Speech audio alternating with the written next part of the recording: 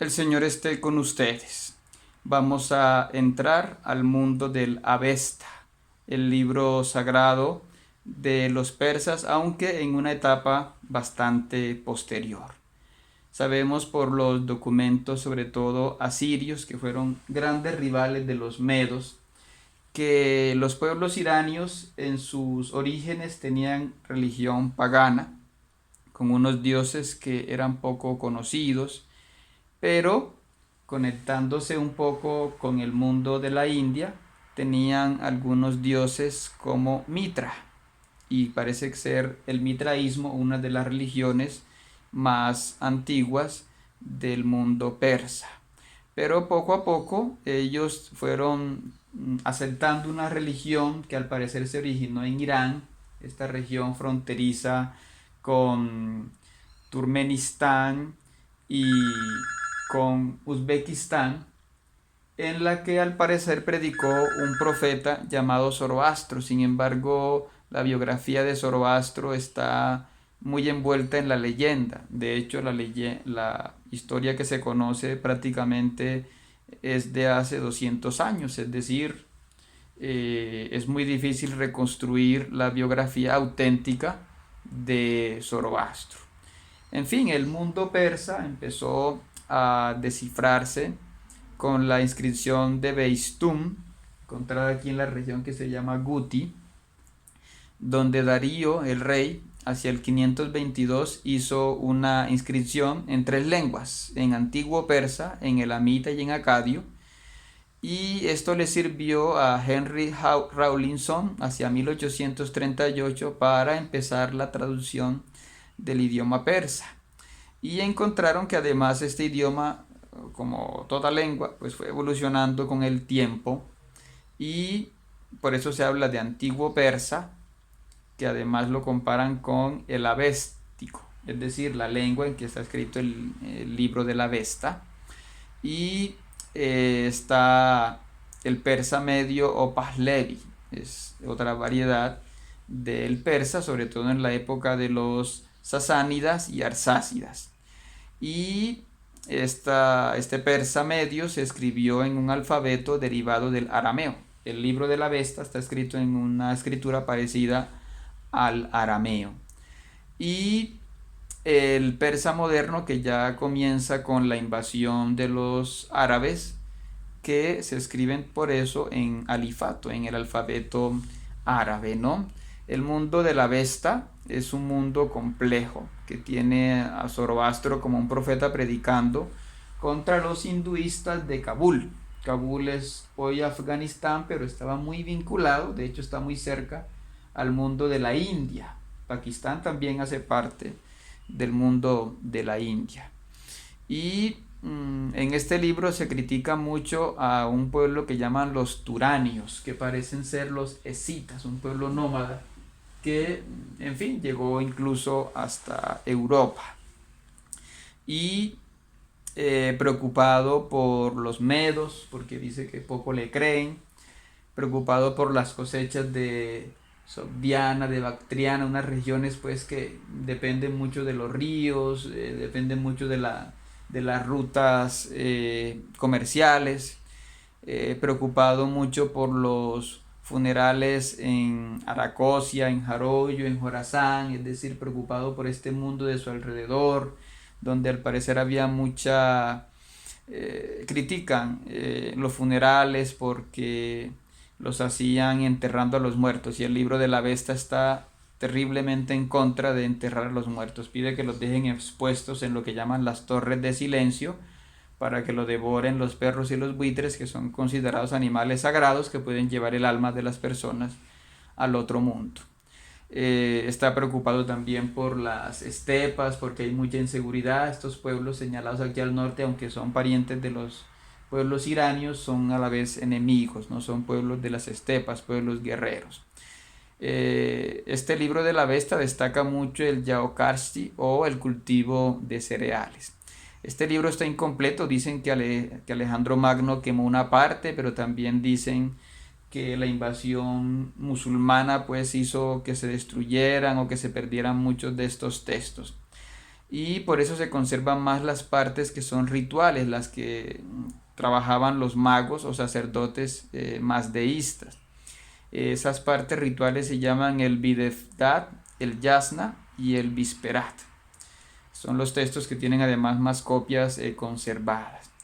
Este texto ya muestra una lucha, una intolerancia, por ejemplo, contra los maniqueos e incluso contra los cristianos. No critica directamente a los musulmanes, al parecer por miedo, porque quedaron unos pocos más deístas aquí en Irán. La mayoría huyeron hacia la India, pero pues ellos como que temían que los musulmanes, si los criticaban, pues los fueran a exterminar, ¿no? Por tanto, este libro rechaza la nasuspaya, o sea, el entierro. Prefería, como digo, las torres de silencio, ¿no? También critica la increencia, el escepticismo. Ellos llaman eso la bimanaya, un pecado que ellos critican mucho, ¿no?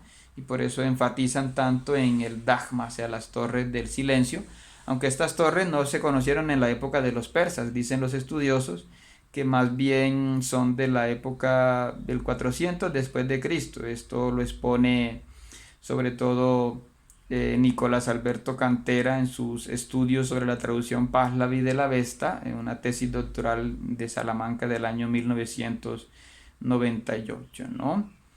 Y el Avesta, según el portal avesta.org, es un manuscrito. Los manuscritos más antiguos son del 1400 después de Cristo. Hay autores que dicen que la Avesta es un texto más antiguo que la Biblia. Pues esto habría que ponerlo entre paréntesis porque los manuscritos más conocidos son del año 1400 después de Cristo, pero además son incompletos, ¿no? Entonces, esto es un poco lo que podemos decir sobre los testimonios de esta cultura, ¿no? Algo interesante que nos aporta el Avesta es el hecho de que describe el mundo que se conocía en la época de Zoroastro, el mundo iranio, y hace una enumeración de de las comarcas que Ahura Mazda, el dios de ellos, le dio a los pueblos iranios. Entonces dice que la primera es Airyana Baeja Eranwe, ¿sí? Que hoy en día se llamaría Aria, ¿sí? Y que consideran que es la cuna de los pueblos iranios y que dice que está regada por algunos ríos, ¿no? Esto se encuentra en el texto del Videdat Fargar 1, Fargar significa capítulo, y la segunda tierra que enumera es Sogdiana, ¿sí? En el texto la llaman Sugda y dice que está entre el Oxus y el Amudaria, estos dos ríos que son muy importantes en la mitología, digamos, de estos pueblos, ¿no? La tercera tierra la llaman Mouru o Margiana, al sur de la Amudaria. Entonces, esta tierra, en lo que hoy se llama Turmenistán, ¿sí? Es la tierra que fue invadida por los masajetas. La cuarta tierra es Bagdi o Bactriana, ¿sí? Que como decimos es la región donde hoy viven los descendientes, que son los tayikos. La quinta tierra, aunque es difícil de localizar, la llaman Misaya, no se da muchos detalles, solo se dice que está entre Margiana y Bactria. Entonces por eso la ubicamos también aquí entre Turkmenistán y Uzbekistán.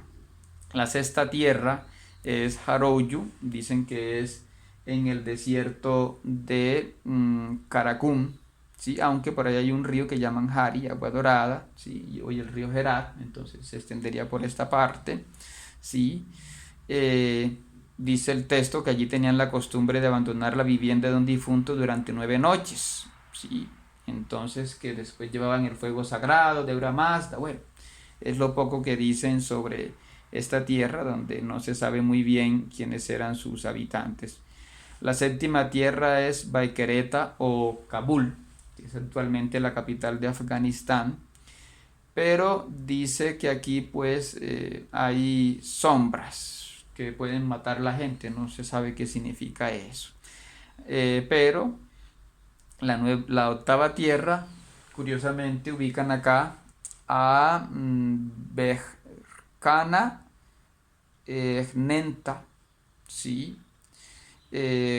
Urba o Meshan o Mesene, que algunos distinguen que es el bajo Éufrates y que estaría indicando pues aquí la tierra de Acadia, Babilonia, en fin. Me había adelantado, la novena tierra es la que llaman Berjana o Hircania, ¿sí? Que significa país de lobos, como decimos, una región que antes era boscosa, y que es la tierra de los Dailamitas, de los Gilan y de los Mazandaran, ¿sí? Que es una tierra, como decíamos antes, era boscosa. La décima tierra la llaman Arabaiti o Aracosia, que significa la bien irrigada, porque como vemos aquí tiene unos ríos, está ya bastante cerca también de la India, en el actual Pakistán, ¿no? Es la tierra de los pastunes, ¿sí? La número 12, la 11, perdón, es Getumán, ¿sí? O represada, que es una tierra que se ubica hoy en día en Sistán, ¿sí? Muy cerca de Baluchistán. La número 12 es Raga, Ray o Atropatene, es toda esta región que cubre Azerbaiyán y sobre todo Media, que era una región bastante extensa. La número 13 es Chajra, que es una tierra, no se sabe, discutida, parece que viene a ser Jorazán, ¿sí? Una región pues, donde cruzaba la ruta de la seda, aunque es desértica, pero por ahí hay una ruta de comercio, ¿no? La región número 14 es Varena o Tabaristán o Gilan, que allí la ponen entre estos dos países, ¿no? Azerbaiyán y el norte de Irán. Está luego la número 15, que es Hapta Hindaba, que significa el país de los siete ríos, ¿sí? Que es lo que hoy se llama el Punjab. Punjab significa cinco ríos y el otro nombre son siete ríos, es decir, serían siete contando también el Indo, ¿sí? Habla también de las tierras fronterizas, ¿sí? Que como decíamos también está Randa o Arban, que es el bajo Eutigris, dice donde vive gente sin reyes, ¿sí? Sin jefes. Es esta región Arban que identificamos con Asiria, ¿no? Algunos añaden Persia porque curiosamente en esta descripción que vemos los colores en rojo no aparece Persia, ¿no? El texto de la Vesta añade que en cada lugar el enemigo de Ahura Mazda, Angramanyu, que sería como el diablo, a cada lugar le puso un mal, ¿sí? Entonces dice que en Aria creó un invierno de 10 meses, inundaciones y la serpiente roja. Para Sogdiana creó las langostas. Para la piadosa Margiana creó el saqueo de nómadas y ladrones y el pecado, o sea, la herejía. Para la bella Bactriana creó las hormigas. Para Nisaya puso la increencia. Para el desértico Jaroyu creó las lágrimas y los cantos funerales, porque los persas rechazaban tocar los muertos, ¿no? Para Kabul puso la idolatría, quizá porque allí había culto hinduista. Para Urba, que es rica en pastos, puso el pecado del orgullo. Para Hircania puso el pecado de la pederastia. Para Aracosia puso el pecado de lanzar o enterrar a los muertos. Para la gloriosa Sistán creó la brujería, ¿sí? Aunque los persas aceptaban unas formas de brujería y otras no. Para Raga o Media puso el pecado de las tres razas, es decir, una organización entre sacerdotes, guerreros, labradores, además del pecado de la duda absoluta. Y para la Santa Chajra puso el pecado de quemar cadáveres, ¿sí? Para Varena o Hircania puso los pecados de la menstruación, parece que lo veían como una contaminación, y la opresión de bárbaros no arios, ¿sí? Unos pueblos vecinos que a parecer atacaban, ¿no? Esto lo encontramos también en Nicolás Cantera en sus estudios sobre la traducción Pahlavi del Avesta.